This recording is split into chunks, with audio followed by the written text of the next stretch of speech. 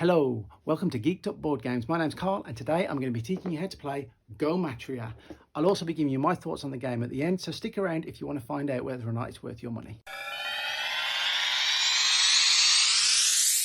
So to play the game is actually very simple. Just like Scrabble, you have a bag with all your letter tiles hidden inside. And just like Scrabble, you can have up to 4 players, each with their own holder for their own unique combination of letter tiles. You'll have a score sheet to help you keep track of everybody's score, and an egg timer with 4 minutes on the clock. To start with, every player will roll the dice. The highest dice roll will be player 1. With that determined, you then decide how many rounds you want to play for. Now, it doesn't matter how many rounds you choose, it depends how long you want the game to last. But each round will last 4 minutes according to the egg timer. So once you've decided, you then turn the egg timer around and start the clock. Player 1 will roll the dice. The number on the dice will determine how many letter tokens player 1 can draw. In this case, I've rolled a 1, which is pathetic. It then moves to player 2, who rolls the dice and draws their tokens. This time they got a 4. And then it goes around the table until you get back to player 1, who rolls the dice.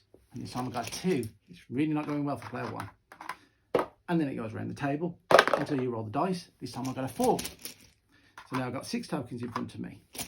Now, eventually, you'll get to a player who rolls and is able to draw their 10th token. Once that happens, they shout Go-Matria and they use their 10 tokens to try and form words. The other players must continue to roll the dice and draw tokens until they have 10 tokens, and then they can try and form words. But remember, there's only 4 minutes on the clock for the entire round.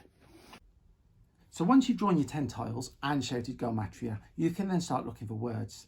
Now remember, you've only got until the timer runs out to form those words. And as you can see here, I don't have the best selection of letters. So what might happen if you're lucky, you will have drawn a tile that allows you to steal from one of your opponents. In which case, you simply steal a letter from anyone who has not yet shouted Go-Matria, and that player must finish the round with just 9 tiles. In this case, I can't do that. But what I can do is take any 2 letters of my choice and swap them in the bag for any other letter. That's not the most ideal situation because now I only have 9 letters with which to form words, but at least it gives me an opportunity. So at that stage, I can go about forming any word that I can find. I can form as many words as I want, as long as I only use the letters once. And this time I've been quite fortunate because I've drawn a blank. Just like Scrabble, a blank is worth no points, but can work as any letter. And I know that key is a letter in the Scrabble dictionary. So you then make your words, mask, box, and key. And at the end of the round, each word will be added up in points value. So the points are determined by the letter and their placement in the alphabet. So an A is worth 1 point, a B is worth 2 points, and so on and so forth. You then jot down the total points on your score sheet and see which player has the highest score. So that's the rules to Go-Matria, but how does it play? For me, I would have to give it a resounding meh.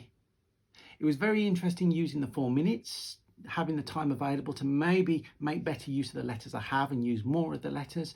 But overall, you found the words and totaled your letters quite fast. And then after that, you were just sitting around waiting for the timer to run out. I also found that it was very unbalanced in the scoring system. I mean, literally, what is harder to place in a word? An S or a Q? An S is monumentally easier to place in a word, but you get more points for an S because it appears later in the alphabet. So overall, things like that were just little niggles that I just didn't sit right with me, made it a less enjoyable experience, and it's not a game that I'm going to be returning to. My wife, who loves her word games like bananagrams, even Scrabble, she wasn't impressed as well. She's asked me if I can sell it. So overall, I'd give it maybe a 2 out of 10. It's interesting, but I'm glad I picked it up in a bargain bin.